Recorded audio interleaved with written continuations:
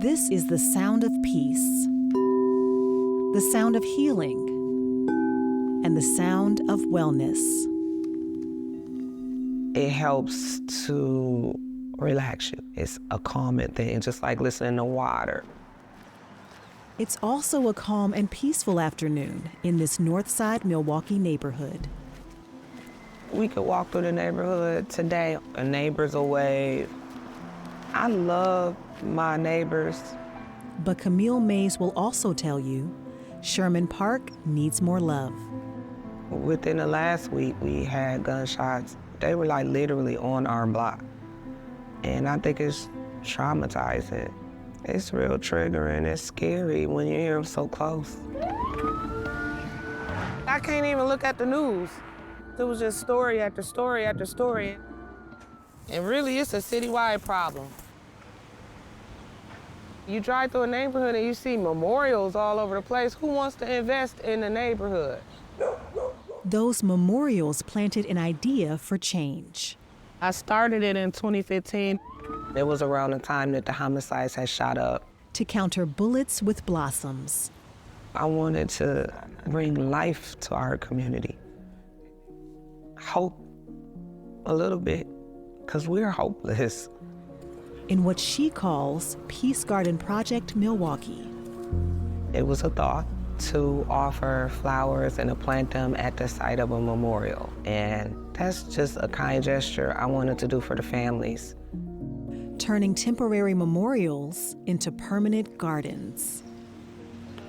Oh, it's so beautiful. This was one of my first peace gardens.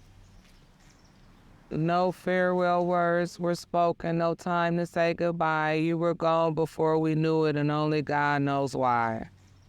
That is sad. That is sad. The Peace Garden Project made Camille a well-known community activist. In 2017, shots rang out just a few blocks from Camille's home. As you can see, some perennials here, here, here. This is one near and dear to my heart. 16-year-old Amani Robinson, a neighborhood teen, caught in the crossfire. Even the people who did not know Imani, we all felt the pain of a child being killed in the community. At the wrong place, at the wrong time. Just being a kid at the store one summer day. It's unfortunate. And there's been so many more since him. That's what's sad. At that time, Camille said, her activism was a fight to keep the violence from touching her family. You see it happening all around you. I would always tell the mothers, I don't understand. And I'm sorry that this happened, and I hope I don't ever understand. Prayers and peace gardens couldn't keep the repercussions of gun violence from Camille's front door. I always would be worried about my son, so I would always call them and see if they were okay. But he didn't answer the phone. I remember it was like 7-something in the morning and somebody was at our door and it was the police. And I know when the police come to your house, it's not good. It's almost like mentally, I felt like if I didn't let them in the house, like I could stop whatever they were gonna say or whatever had happened. Once again, Camille buried her pain in plants, this time in her own front yard. It's like a healing ritual in a sense. A memorial garden for her 21-year-old son, Darnell. We call him Buka. He was killed by some of his friends. The truth of the matter is he knew them from elementary school and they murdered him. Everybody always says, what's gonna make it stop? I don't know. But I know the city needs a lot of love. Gardens instead of guns. Flowers instead of fear. Camille is determined to sow seeds of hope. A while back, when everything happened with me, it was very hard for me to continue doing peace gardens. It just triggers me because it reminds me why I started to do it, and it hurts that it still happened to me. she believes something good will grow from this tragedy.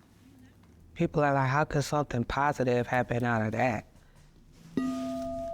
I just transmute my anger and pain into the healing work that I do. I put it into my bowls. I put it into talking to people about the gun violence. Today, Camille uses her singing bowls to bring comfort and peace to others facing trauma and distress. As I've been through my own trauma now with gun violence, I understand the healing part a little bit more. When the bowls had the effect that they did on me, which at first wasn't good, I cried.